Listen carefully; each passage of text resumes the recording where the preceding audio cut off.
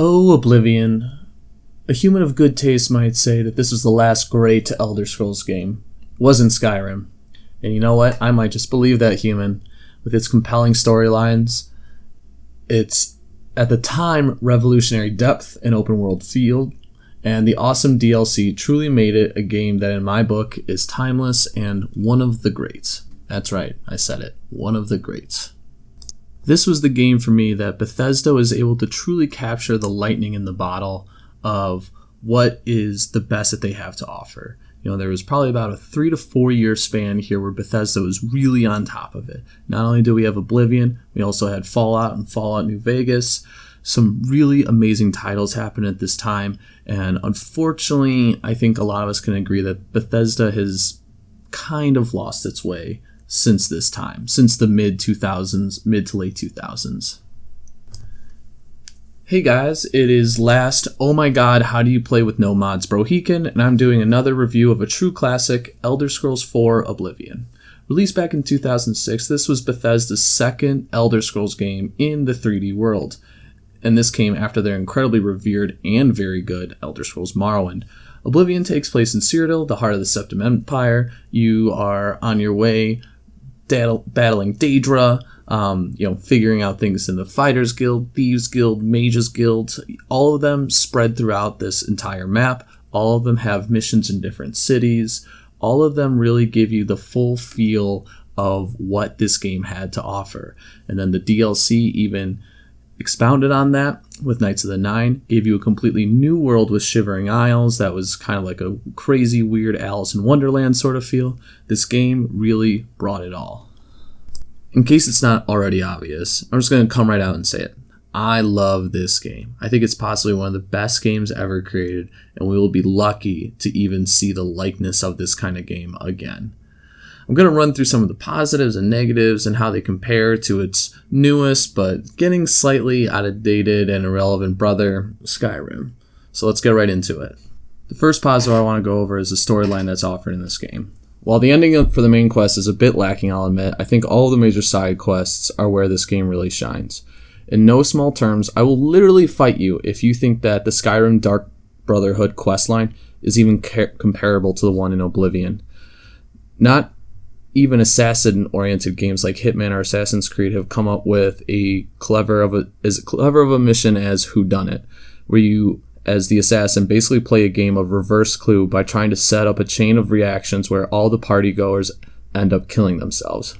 The Thieves and Mages Guild also has some incredibly strong quest lines that are worth mentioning, especially when compared to their Skyrim counterparts. Even in the DLC, Knights of the Nine and Shivering Isles were incredible pieces of DLC. In a day where full single-player DLC is just so rare, it's honestly a breath of fresh air to see quality content like this. And that's not to say Skyrim doesn't have also good DLC out there as well. The next positive I want to get into is the high replayability of this game. One thing that I think they did incorrectly from Oblivion to Skyrim was remove classes that designated what your primary skills were compared to your secondary. Because in Oblivion, you can't level up on your secondary skills, so it requires the player to play the class that they had chosen or had made for themselves. What this led to people like me was always making a fresh start after a story had ended for that character.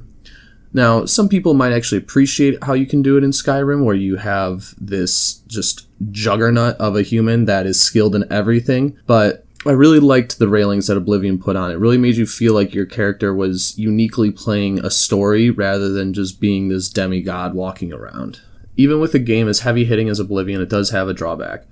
Especially when you compare it to its newer brother Skyrim, the combat pales in comparison. Both melee and range combat are far superior in Skyrim than it is Oblivion. The only exception being that I actually prefer mages or spells in Oblivion over Skyrim, but there's obviously debate there, and I could see either side. Both aren't great, really, I think is what we're getting at here. And that's where Oblivion at times can very much feel like a button masher, where, it's just this kind of song and dance of you moving around sideways and holding R to do power-up moves, where Skyrim does just do such a better job at this, especially when you talk about like the sneak mechanics and whatnot. It really doesn't compare in terms of the actual combat. Now, when looking at Oblivion versus Skyrim, or just how Bethesda is doing in general, there are a lot of things that can be talked about. I know I'm not the only one that is probably disappointed by the lack of real updates for Elder Scrolls 6, especially considering it's been over a decade since we even got Skyrim, and before that it was only about a 4 or 5 year difference between Oblivion and Skyrim. It really feels like it's been a little bit too long since we've gotten a game, and at this point I'm worried that the hype is not going to live up to what they deliver. But speaking on Oblivion, it is for me one of those games that outshines its successor and even its predecessor. I cannot wait till projects like Skywind or Skywind or Skyblivion, I think is what it's called, really take off so we can realize the experience of the excellent storylines that Bethesda has created before. So if it's not obvious by now, I absolutely love this game, right? I can't get enough of it. It is one of my favorite. But I get it. I get it that, for me, this is a beautiful game that absolutely deserves the praise and devotion that it gets.